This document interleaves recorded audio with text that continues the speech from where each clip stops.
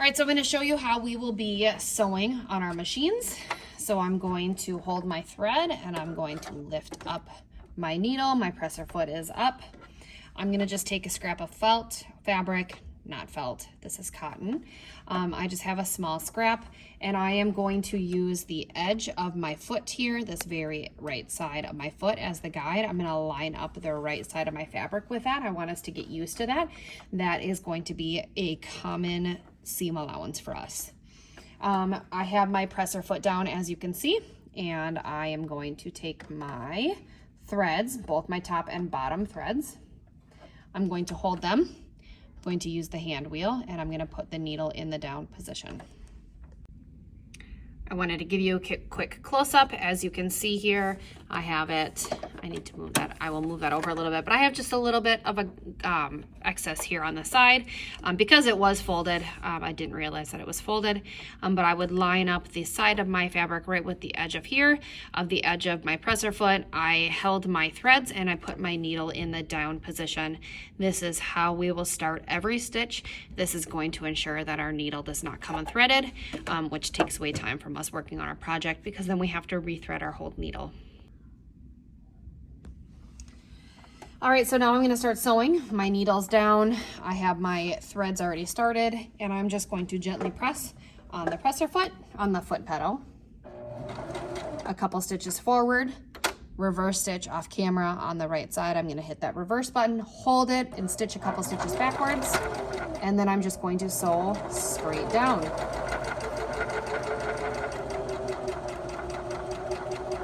Go towards the end, reverse stitch it, couple stitches, and then bring it back.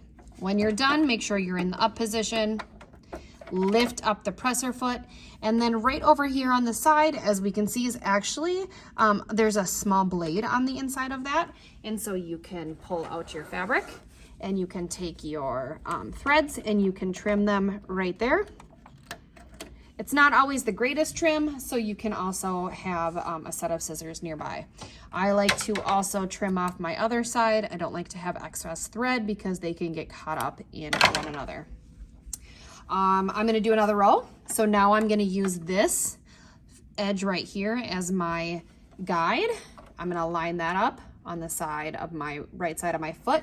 Hold those threads down, use that needle hand wheel to turn it down, and sew another seam.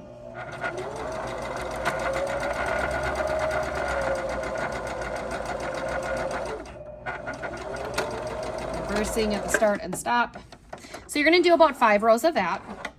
After you do 5 rows, you are going to practice doing corners. So I'm gonna do a row. So let's say I had 5. Now I'm gonna do a row and then I'm gonna do a small corner and then I'm gonna come up, kind of like I'm making like a zig. Like, do you remember the game Snake? Maybe you don't, but I'm gonna make a little pattern like that. So let's get this started.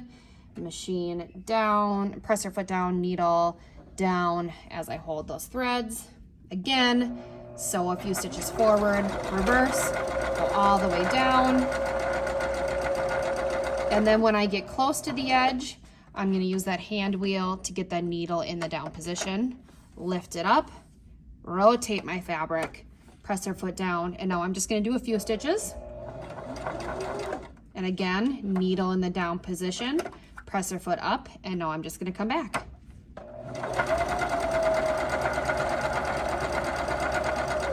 Again, needle in the down position, presser foot up, turn it, presser foot down, couple stitches, needle down. I ended with the needle down, lucky me.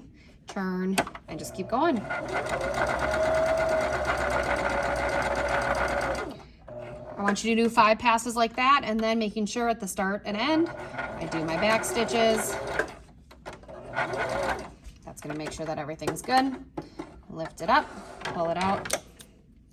And as you can see, I did some like zigzagging, but they are straight corners, nice squared off corners. So you're gonna do 5 straight rows first, and then you're gonna do 5 cornered rows like this. So you'll have 5 sets of corners like this. So I have 1 set of corners, 2, you'd have another 3, 4, 5.